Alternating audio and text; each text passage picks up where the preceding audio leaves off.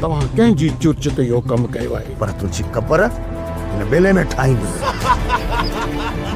हिनखे जीअण जो को भॻ न आहे। अॻिते तुंहिंजो सिर विञाई रही। तोखे कख खण बि कोन ॾींदुसि। मां तोखे पराई जंग में कुॾण जी इजाज़त हरगिज़ कोन ॾींदसि। तोसां ज़रूरु इंसाफ़ कंदो। उंधे मोह किरंदई। तूं मुंहिंजे साह पसार में शामिल आहीं। दिल त चवंदी आहे त मां तुंहिंजे पूरे वजूद में समायल आहियां। अस्सलाम वालेकुम दोस्तों। सिंधी सोप सीरियल वेरिन जी वस्ती इंतज़ार जूं घड़ियूं ख़त्म। मेगा सोप सीरियल वेरिन जी वस्ती कॾहिं ईंदो? सिंध टीवी तरफ़ां शेड्यूल जारी।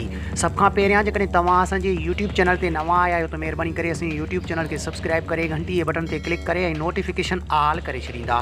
Sindh TV mega soap serial वेरिन जी वस्ती जंहिं ड्रामे में ॻोठाणो माहौल ॾेखारियो वेंदो त हिन ड्रामे में झंगल जो बादशाह हाजन प्रेमी हूंदो ऐं वॾेरे जे किरदार में ज़ुल्फ़कार बुर्दी ऐं ॿिया बि केतिरा ई अदाकार हूंदा।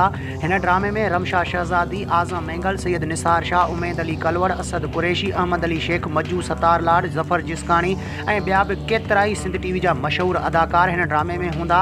वेरिन जी वस्ती ड्रामे जा अटकल 4 टीज़र जारी कया विया आहिनि सिंध टीवी तरफ़ां ऐं हिन ड्रामे खे रमज़ान जे करे हिन ड्रामे जी एडिटिंग अञा जारी आहे। कुझु अदाकारनि जे बकौल त हीउ ड्रामो ईद बाद नशर कयो वेंदो।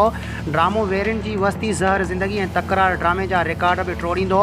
हाणे ॾिसणो आहे त हिन ड्रामे खे ईद बाद बाक़ी यूट्यूब ते कूड़ियूं ख़बरूं ऐं कूड़ियूं तारीख़ूं ख़ूब वायरल आहिनि। मतिलबु हिन तारीख़ ते ईंदो, फलाणे तारीख़ ते हीउ ड्रामो ईंदो।